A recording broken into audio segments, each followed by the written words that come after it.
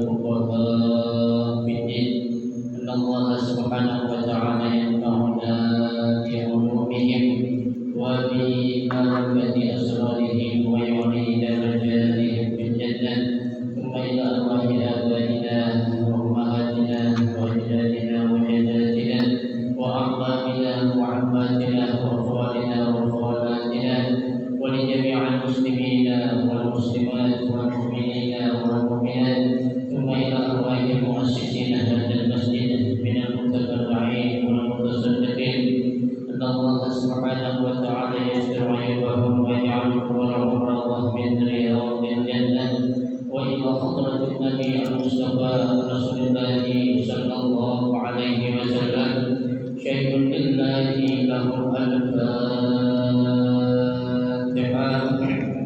أعوذ بالله من الشيطان الرجيم بسم الله الرحمن الرحيم الحمد لله رب العالمين الرحمن الرحيم مالك يوم الدين إياك نعبد وإياك نستعين اهدنا الصراط المستقيم صراط الذين أنعمت عليهم غير المغضوب عليهم ولا الضالين آمين.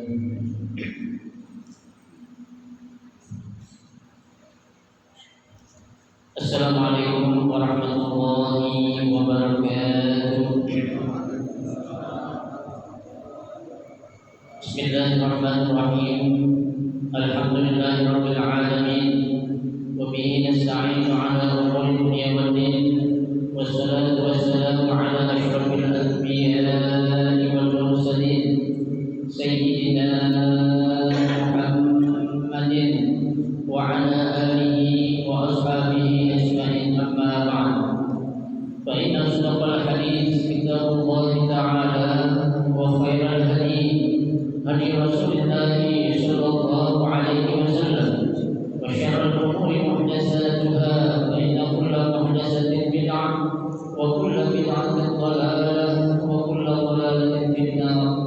Rabbi shrah li sadri wa yassir li amri wahlul 'uqdatam min lisani yafqahu qawli amin.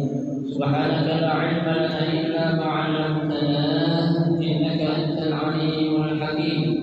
La haula wa la quwwata illa billahil 'aliyyil 'azim.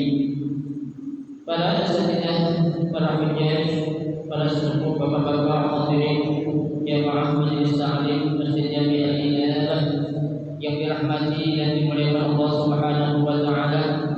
Alhamdulillah, kita bersyukur kepada Allah Subhanahu wa taala di malam hari ini Allah Subhanahu wa taala masih memberikan kepada kita karunia nikmatnya yang cukup banyak.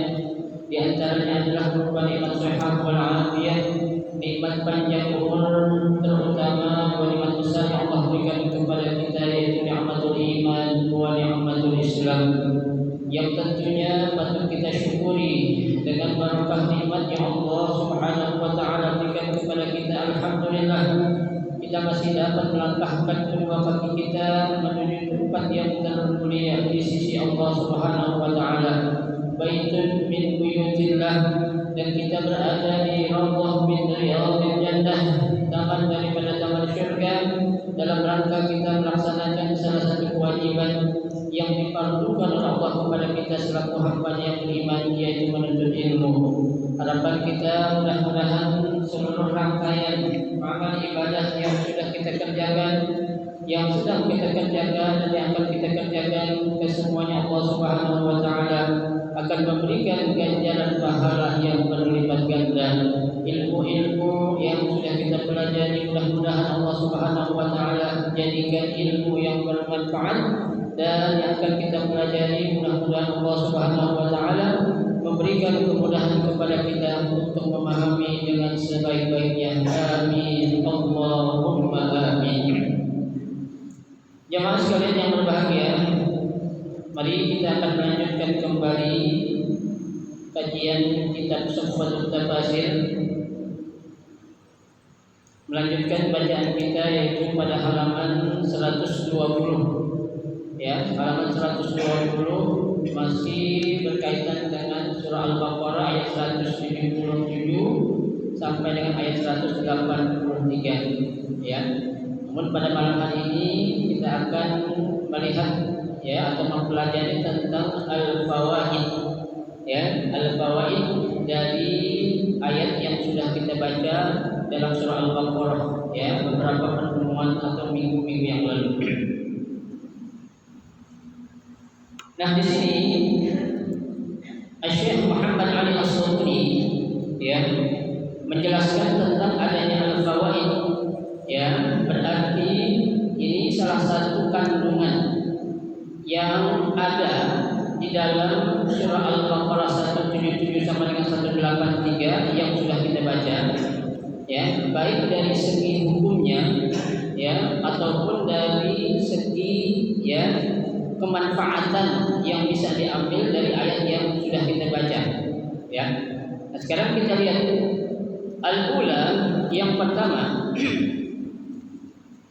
fi dzikril ukhuwah ta'attub da'in ila al-'afw faqad samallahu al-qatil akhan liwaliyi al-maqtul ya, yang dalam ayat Allah katakan faman 'ufiya lahu min akhihi syai'un ya. Nah, dalam ayat yang kita baca itu ada ya satu kalimat ataupun kata al-ukhuwah ya. Dalam pandangan ataupun pembagian ukhuwah di sini ini terbagi kepada 3 ukhuwah ya. Ada namanya ukhuwah Islamiyah, ada namanya ukhuwah al-wataniyah, ada namanya ukhuwah al-insaniyah ya. Nah, apa dari ketiga pengertian ukhuwah ya yang ada dalam ayat yang kita baca ini? Ada kata ukhuwah, berarti al-ukhuwah di sini adalah ukhuwah dalam arti pengertian ukhuwah al-islamiyah. Apa artinya? Ukhuwah Islamiyah adalah ya persaudaraan ya yang dibangun atas dasar akidah yang sama ataupun dalam Islam ya. Artinya ini di mana saja ketika kita ya menemukan saudara-saudara kita yang mereka sudah mengucapkan 2 kalimat syahadat ya, yang mereka sudah mengatakan bahwasanya tidak ada Tuhan selain Allah dan Nabi Muhammad adalah utusan Allah ya, berarti mereka itu adalah saudara kita ya. Akan tetapi ukhuwah yang dimaksud di sini adalah al-ukhuwah al-islamiyah ya, persaudaraan dalam Islam ya. Nah, persaudaraan dalam Islam ini sebatas ya saudara-saudara kita yang beragama Islam saja ya, tidak mencakup seluruh ya manusia, tidak mencakup kepada ya saudara kita dalam suatu negara seperti Indonesia ini ya. Kita punya 2 ya, ukhuwah Islamiyah dan ukhuwah al-wataniyah ya. Akan tetapi dalam ukhuwah al-islamiyah di sini dengan tegas Allah Subhanahu wa taala menjelaskan di dalam Al-Qur'an ya, innamal mu'minuna ikhwatun ya, sesungguhnya orang-orang yang beriman itu ikhwah, semuanya adalah bersaudara ya. Akan tetapi nanti ketika kita melihat ya dari sudut ataupun dari kacamata fikih nanti beda lagi ya. Nanti ada namanya saudara al-musyaharah ya. Saudara al-musyaharah artinya saudara disebabkan karena adanya hubungan perkawinan ya. Yang tadi enggak saudara lantaran ada salah seorang di antara keluarga kita yang menikah dengan orang tersebut, maka itu bisa menjadi namanya ya ikhwah al-musyaharah ya, persaudaraan dikarenakan karena ada hubungan perkawinan ya gitu. Itu sifatnya itu muakkad ya. Apa arti muakkad? Tidak tetap ya. Kenapa tidak tetap? Karena hubungan yang namanya didasari dengan al-musyaharah atau perkawinan itu ya, saat itu saja dia akan kita akui sebagai saudara ya. Saudara yang apa ya, yang mahram ya. Akan tetapi ya Kalau kaitannya dengan yang namanya mertua, ya, baik laki yang perempuan, itu meskipun kita sudah pisah, ya, meskipun kita sudah cerai atau talak, itu tidak ada istilah namanya bekas mertua. Ya, mereka tetap adalah mertua karena itu adalah orang tua kita. Ya, karena orang tua kan nggak ada bekasnya kan. Ya, orang tua kan ada 3 kata Nabi. Orang tua yang melahirkan, orang tua yang ya dia punya anak perempuan kita nikahin, yang ketiga orang tua yang ngajarin kita, yaitu guru kita. Ya, ketiga orang tua ini nih tidak ada bekasnya. Ya, jadi nggak ada istilah bekas guru. Ya, nggak ada istilah bekas mertua, nggak ada. Tapi kalau bekas bini ada, ya, bekas istri ada, tapi bekas mertua tidak ada. Ya, artinya ketika kita sudah menikah dengan orang lain, kita berjabatan tangan atau bersalaman ala mazhab Imam Syafi'i itu tidak batal. Ya, atau nggak boleh selamanya kita akan mengawini mertua kita, nggak boleh. Kenapa? Karena itu adalah tetap namanya ya hubungan selaku orang tua kita. Ya. Nah, di sini saya tekankan ya, dalam ayat yang kita baca di sini ya ada penggunaan atau penyebutan kata ikhwah. Ya. Ikhwah dalam arti adalah ikhwah al-islamiyah. Ya. Ternyata persaudaraan yang dibina dengan dasar akidah Islamiyah ya, itu lebih kuat. Ya, lebih kuat ketimbang ikhwah yang 2. Ya, baik itu ikhwah al-insaniyah ataupun al-ukhuwah al-wataniyah. Ya. Karena Nabi dalam hadis saja sudah menjelaskan ya, kalau kita selaku orang-orang yang beragama Islam semuanya kita bersaudara, maka akan terasalah yang dikatakan itu ya, penderitaan yang dirasakan oleh saudara kita juga harus merasakan apa yang dirasakan oleh saudara-saudara kita. Ya, sehingga digambarkan dalam sebuah hadis Nabi katakan idza shtaka minhu udwun tada'alahu, ya, apabila ada salah satu anggota yang terluka, ya, maka kita harus merasakan bagaimana perasaan yang saudara kita rasain. Jangan justru kita berpangku tangan atau lepas tanggung jawab.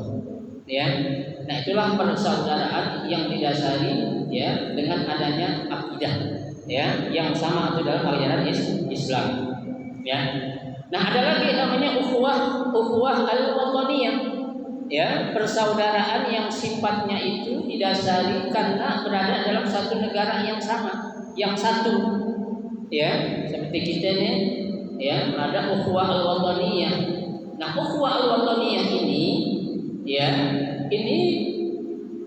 bukan saja kepada saudara-saudara kita yang seagama, bukan. Akan tetapi kepada saudara-saudara kita yang lain agama pun, dalam hal ini yang beragama Kristen, yang beragama Hindu, yang beragama Buddha, ya, pada saat mereka berada dalam suatu negara yang dinamakan negara Indonesia, maka mereka itu kita katakan ukhuwah al-wataniyah. Ya, persaudaraan yang berada dalam suatu watan. Apa itu watan? Negeri, ya, atau negara Indonesia. Ya. Ada lagi yang ketiga al-ukhuwah al-insaniyah. Ya, ukhuwah al-insaniyah ini lebih luas lagi. Ya, bukan saja saudara kita dalam seagama, bukan saja saudara kita dalam satu negara, akan tetapi persaudaraan al-insaniyah atau ukhuwah al-insaniyah ini mencakup semua orang-orang yang ada di dunia ini. Ya, baik ada di Amerika, baik berada di Italia, di Inggris atau dimanapun, ya, selama mereka adalah manusia, maka ada yang namanya ikatan ukhuwah al-insaniyah. Ya, persaudaraan ya yang diikat secara kemanusiaan. Ya, nah itu ketiga macam ya bentuk ukhuwah yang dijelaskan oleh para ulama kita. Ya, nah di sini dalam ayat yang kita baca ya penjelasan al-qawaidnya adalah ya berkaitan dengan ukhuwah al-islamiyah. Ya, persaudaraan dalam Islam. Kenapa? Kita lihat ta'attub da'in ilal 'afwi, ya, adanya kelembutan, ya, ataupun adanya suatu kelembutan yang didorong untuk memberikan satu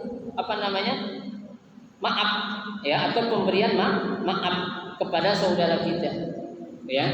Kita kan bisa bayangkan Pak, ketika kita punya saudara contohnya, ya, jangankan masalah-masalah yang kecil, ya, masalah-masalah yang besar saat kita itu punya ada satu yang namanya persaudaraan, ya, ukhuwah Islamiyah, ya, jangan kita itu, ya, memberikan satu keputusan ataupun hukuman, ya, yang didasari dengan dasar apa? Kekecewaan, ya, apalagi nauzubillah yang didasari dengan dasar apa? Dendam, ya, apalagi didasari dengan adanya apa? Ya, ingin ya, menjatuhkan atau merendahkan saudara-saudaranya yang seagama, ya. Coba kita lihat di sini, ya, dalam masalah pembunuhan saja, ya, pembunuhan ini kan bukan masalah kecil, ya, bukan masalah sepele, ya, tapi ketika Islam mengajarkan bagaimana kuatnya persaudaraan yang dibina, ya, atas dasar akidah, ya, sebesar apapun permasalahan itu, ketika adanya satu, ya, pemberian maaf yang diberikan oleh orang yang terzolimi, maka itu harus diapain? Harus dilaksanakan, ya, karena kan ayatnya kemarin Allah sudah katakan, ya, itu faman ufiya lahu min akhihi syai'un fattiba'un bil ma'ruf, ya, harus diikuti, ya. Jadi nggak ada yang namanya intervensi orang lain, ya, ataupun keikut campuran orang lain dalam menghukumkan masalah yang berkaitan dengan satu muslim dengan muslim yang lainnya, ya, nggak bisa. Ini dalam pandangan kacamata hukum Islam, ya. Jadi ketika wali orang yang terbunuh mengatakan dah dimaafin dah, ya, berarti apa? Dimaafin, tapi bukan berarti mereka itu bebas dari hukuman, tidak, ya. Kan hukum dasarnya adalah, ya, orang membunuh harus diapain lagi? Kan harus dibunuh lagi, ya. Wa katabna 'alaihim fiha anna an-nafsa bin nafsi, ya, kami telah berwasiat, kami telah mewajibkan, kata Allah, anna nafsa bin nafsi, jiwa harus dibalas dengan jiwa, kan gitu, ya. Tapi ada satu pemberian maaf, nah ini akan turun, ya, hukumannya itu dengan yang namanya apa? Diyat, ya. Nah kalau udah ada pemberian maaf dan diyat itu, berarti si yang memberikan maaf ini harus menjalankan sesuai dengan apa yang sudah diputuskan, ya, terhadap orang yang melakukan tindak kejahatan kepada saudaranya, entah itu anaknya kek, ya, entah itu siapa kek, ya. Ketika sudah ada yang namanya pemberian maaf, maka apa? Harus dijalankan, tidak boleh diapain? Dilanggar, seperti apa yang sudah dijelaskan dalam Al-Qur'an yang sudah kita baca, ya. Kenapa?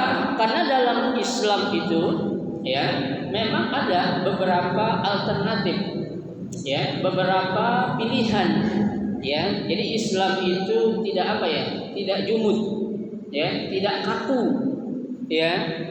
Contoh saja ketika ada orang yang melakukan hubungan, ya, suami istri di tengah bulan suci Ramadan, ya kan?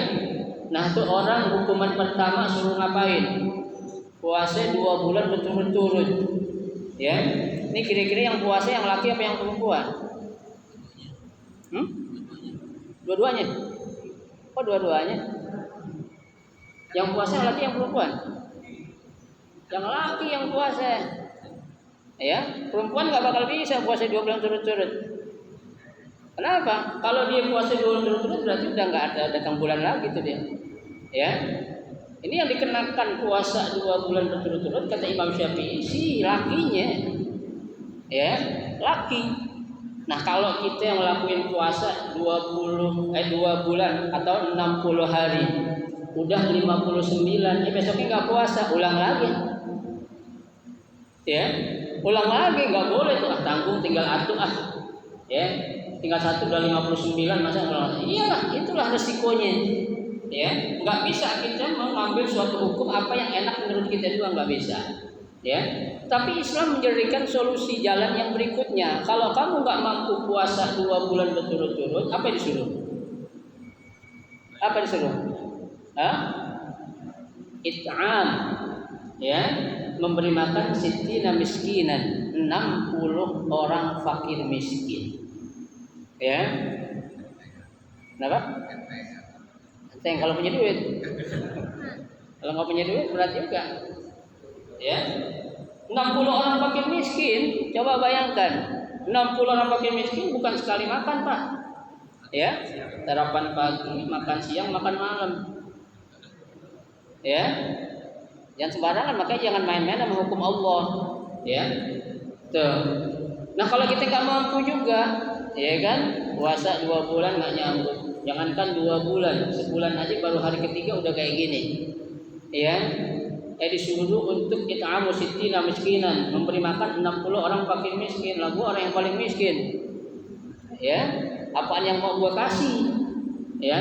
Ini kan dalam riwayat pernah terjadi kan Rasul Shallallahu alaihi wasallam ketika diadukan, ya, ada seorang sahabat ngadu, ya Rasul, ya, kemarin siang saya kecebur katanya. Ya, di siang hari, terus apaan dong hukumannya? Ya udah, lu puasa 2 bulan berturut-turut. Ya Rasul, 2 bulan berturut-turut, ya, sebulan baru 5 hari begini aja udah kena tuh. Ya, apalagi 2 bulan berturut-turut. Udah, kalau gitu lu kasih makan 60 orang fakir miskin. Ya Rasul, borok-borok ngasih makan 60 orang fakir miskin. Di kampung itu saya yang paling miskin. Ya, saya yang paling susah. Berarti kan orang miskin belagu. Ya. Itu orang yang paling miskin. Oh begitu. Ya dah. Kalau gitu, ya, lu kasih makan lah, ya, istri dan keluargamu. Ya Rasul, borok-borok mau ngasih makan. Puasa aja kalau buka itu nggak ada makanan yang saya makan, ngapain? Ya gituan yang saya lakuin katanya. Tuh, ya. Rasul berpikir orang udah miskin belagu. Ya, itu. Akhirnya apa? Rasul panggil Aisyah. Kata Rasul, ya Aisyah, ambil tuh, ya, segenggam kurma yang ada di lemari berangkas kita. Ya, diambil sama Aisyah, dikasih kepada Rasulullah. Nih, Fulan, lu bawa nih kurma. Buat apa ya Rasul? Lu kasih makan anak bini lu sana. Ya, ya Allah, kata tuh orang, ya, Islam begini indah sekali. Ya, dalam Al-Qur'an makanya Allah katakan ma ja'ala 'alaikum fid-dini min harajin. Ya, tidak ada dalam Islam itu sesuatu yang bikin berat, enggak ada. Ya, tapi kitanya memang yang menjadikan masalah itu menjadi susah. Ya, kan ada salah seorang yang bernama Shibli, seorang tasawuf bilang, ya, kata beliau, jangan menganggap suatu kesusahan adalah kesusahan sebelum kesusahan itu benar-benar menyusahkan kita. Ya, nggak ada yang namanya Islam itu. La yukallifullahu nafsan illa wus'aha. Ya, Allah membebani kepada hambanya itu sesuai dengan yang dia mampu. Kalau kita nggak mampu, kalau dia nggak mampu, nggak mungkin Allah akan membebani. Ya. Nah ini Pak, dalam masalah yang namanya pembunuhan saja, ini bisa diapain? Ya, diturunkan hukumnya, enggak dibunuhlah, tapi harus ada gantinya. Apa gantinya? Harus membayar diat. Ya, apa diat itu? Ya, memberikan sebagian harta yang dia punya untuk keperluan orang yang dia bunuh. Kalau yang dibunuh bapaknya berarti kan istri sama anaknya harus ditanggung. Ya, harus ditanggung itu. Kenapa? Karena kamu sudah menghilangkan orang yang menjadi tulang punggung keluarganya. Ya, saat kamu sudah membunuh seorang yang menjadi tulang punggung, berarti lu berisiko harus nanggung untuk hidupnya dia itu. Ya, sampai kapan? Seumur hidup. Ya, sini para ulama pun, ya, berbeda pendapat. Ya, kalau Imam Syafi'i mengatakan tidak seumur hidup. Ya, minimal sampai 5 tahun. 5 tahun lumayan Pak, kalau anaknya banyak. Ya kan? Anaknya 12 coba. Ya, lagi sedang-sedangnya, banyak butuh untuk pendidikan. Tanggung gitu, bukan hanya untuk kebutuhan anaknya yang di sekolah, tapi istri itu si yang dibunuh juga harus diapain? Ditanggung. Ya. Ada Ada yang bertanya, Ustadz, kalau yang dia bunuh itu laki, kalau itu perempuan kita kawinin boleh nggak? Ya boleh malah. Ya, artinya mengambil jandanya boleh nggak? Boleh. Ya, boleh nggak? Ya boleh. Tapi itu perempuan mau nggak? Ya, jarang biasanya orang yang pernah melakukan kejahatan kepada orang yang dicintai akan menerima orang tersebut ada di hadapan dia, nggak mungkin. Ya, agak mustahil lah kayak gitu. Enak aja lo, laki gue lo udah bunuh, habis itu lo mau ngawinin gue, kan begitu. Berarti selama ini lo niat lo memang pengen ngawinin gue itu, makanya lo bunuh laki gue, kan begitu. Itu akan timbul tuh, ya prasangka yang seperti itu tuh, ya. Gitu. Jadi apa? Minimal 5 tahun tuh orang harus dibiayai itu kebutuhan hidupnya, Pak. Ya. Tanya kebutuhan hidupnya berapa? Ya, 11 juta sebulan, kaliin dah 5 tahun. Ya, setahun aja 11 kali 12 berapa ya? Ya, udah lumayan itu Pak. Makanya jangan sembarangan kita itu untuk apa? Melakukan kejahatan-kejahatan. Kalau memang hukum Islam itu akan diterapkan, ya. Nah ini, ya, orang yang memberikan maaf, ya, di sini diberikan nama Sammallahu al-Qatil akhad li wali maqtul. Ya, Allah memberikan nama orang yang memberikan, ya, maaf kepada orang yang membunuh itu adalah sebagai apa? Saudara kepada wali orang yang dibunuh. Makanya Allah katakan faman ufiya lahu min akhihi syai'un, maka barang siapa yang diberikan maaf baginya dari saudaranya sesuatu itu, maka harus diapain? Diambil ataupun dijalankan keputusan orang tersebut, ya. Tazkiran bil ukhuwah ad-diniyah wal basyariyah, ya, adanya, ya, pemberian maaf yang harus dilaksanakan itu, ya, didasari dengan adanya apa? Al-ukhuwah. Apa itu ukhuwah? Persaudaraan ad-diniyah wal basyariyah. Dua gabungan, ukhuwah al-diniyah atau ukhuwah al-islamiyah wal ukhuwah al-insaniyah. Ya, gabungan antara dua persaudaraan, bukan hanya satu. Ya, itu. Hatta yahuzzu anhu kullu wahid minhuma, ya, itu sehingga, ya, timbulnya, ya, suatu atf. Apa itu atf? Satu kelembutan yang harus dilaksanakan oleh kedua belah pihak ilal akhar kepada yang lainnya, ya, fayaqa'u bainahum al-'afw, ya, maka terjadilah di antara mereka yang dinamakan apa? Al-'afwu, ya, pemberian maaf, ya, wal itba'u bil ma'rufi wal ada'un bil ihsan, ya, dan harus melaksanakan atau mengikuti dengan secara ma'ruf dan melaksanakannya secara baik. Tidak boleh ada unsur-unsur yang lain, ya, nggak ada yang namanya intervensi ataupun ikut serta orang luar, ya, yang akan mengacaukan satu keputusan yang sudah diputuskan oleh ahli, ya, wali daripada orang yang terbunuh. Nggak boleh, ya, karena keputusan yang boleh timbul dari siapa? Wali ataupun yang menjadi, ya, penanggung orang tersebut. Ya, itu yang pertama. Kemudian yang kedua, asalnya karena fi bani Israil al-qisasu walam yakun fihim ad-diyah. Ya. Tadi kalau dalam agama Islam Pak ada dua, boleh qisas, boleh diyat. Ya. Tapi dalam agama orang Bani Israil itu hanya ada qisas doang, enggak boleh ada diyat. Artinya tidak ada pemberian maaf. Ya, jadi itu orang dalam, ya, ajaran ataupun keyakinan orang-orang Bani Israil, ya, ketika dia membunuh saudara atau orang lain, maka harus diapain? Dibunuh juga, dikisos, ya, karena tidak ada yang namanya diyat di dalam orang-orang Bani Israil, ya. Wa kana bin nasara ad-diyah wa lam yakun fihim al-qisas, ya. Sebaliknya orang Nasrani, kalau Yahudi tadi qisas doang, dia nggak ada. Tapi orang Nasrani justru kebalikan, dia ada diyat doang, tapi qisas tidak ada. Ya, jadi tidak berlaku yang namanya qisas bagi orang-orang Nasrani. Dia hanya berlaku apa? Adiyah saja. Ya, dengan membayar atau mengeluarkan sebagian harta ataupun uang yang harus dibayarkan kepada keluarga yang terdepan.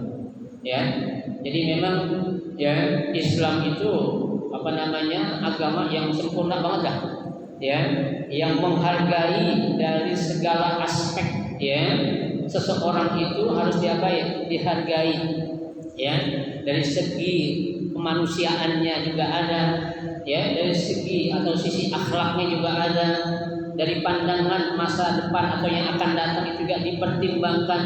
Ya, nggak seperti mohon maaf dalam ajaran-ajaran agama yang lain. Ya, makanya pantas saja Allah katakan dalam surah Al-Maidah ayat 3, ya, al-yauma akmaltu lakum dinakum wa atmamtu 'alaikum ni'mati wa raditu lakumul islama dinan. Ya, ini ya yang menjadi satu penegas yang sangat ya kuat dari Allah Subhanahu wa taala tentang kesempurnaan agama Allah, yaitu agama Islam. Ya. Fa akramallahu hadhihi al-ummatal Muhammadiyah. Ya. Maka Allah Subhanahu wa taala ya memberikan kemuliaan kepada umat Nabi Muhammad sallallahu alaihi wasallam. Wa khuyruha bainal qisasi wad diyah wal 'afw. Ya, maka diberikan adanya pilihan antara kisos, diat dan pemberian maaf. Ya, kalau ada orang maaf aja Pak, nggak bayar apa-apa, boleh nggak? Boleh. Ya, habis gimana? Dia pengen bayar diat, coba. Ya, nggak punya duit, udah bebasin aja, istilah bahasa kita kalau main polisi damai gitu. Ada nggak? Ada, nggak masalah. Karena ini pilihan yang Allah berikan ya kepada umat Nabi Muhammad SAW. Kan katakan wa khayruha bainal qisas, ya dia boleh memilih antara qisas, diat ataupun al-'afw, ya pemberian maaf. Ya, ini hanya ada di dalam agama Islam. Ya. Jangan jauh-jauh, contohnya saja ya pembagian harta warisan. Memang orang-orang Yahudi Nasrani ada orang laki dapat, ada apa? Ya, ada apa? Ya. Tapi Islam coba dikasih yang menjadi kewajiban ashabul furud itu harus diapain, diberikan. Tidak ada penghalang apapun yang menghalangi dia untuk apa? Untuk mendapatkan harta warisan. Tuh, ya. Baik.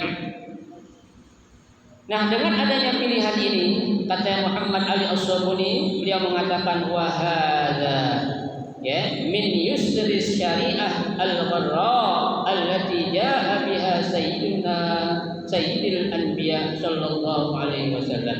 Ya, ini merupakan suatu kemudahan ya, aturan ataupun hukum yang sangat pekat yang didatangkan oleh Nabi kita Muhammad sallallahu alaihi wasallam. Ya, jadi hukum itu Pak, Rasulullah alaihi wasallam pun memikirkan bagaimana ya ketika hukum itu langsung diterapkan kepada umatnya. Nabi sudah tahu umat bakal mampu. Ya, makanya Nabi memberikan dispensasi. Ya, Nabi memberikan apa solusi biar yang berat jadi ringan, yang ringan jadi ringan banget kan gitu.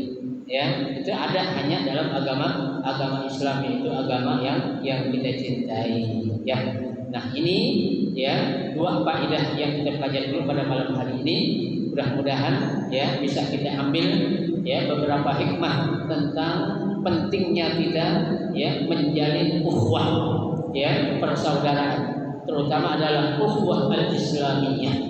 Ya, yang kedua adalah ukhuwah al-wataniyah, dan yang ketiga adalah ukhuwah al-insaniyah. Itu harus kita terapkan. Mungkin kalau untuk kita ya sekelas kita baru 2 kali ya.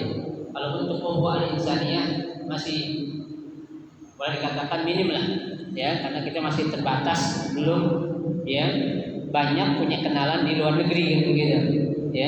Ya mungkin pada umroh atau haji kita ketemu, tapi kan sementara itu ya. Tapi saudara-saudara kita yang di luar negeri sana itu ya, itu kita belum menjalin seperti apa yang diharapkan untuk kita jalin, yaitu ukhuwah al-insaniyah ya bagi saudara-saudara kita yang hidup di dunia ini. Umumnya mereka adalah bersaudara. Ya, itu. Kemudian yang kedua, ya, kita bisa ambil atau bisa kita petik, ya, begitu indahnya hukum Islam.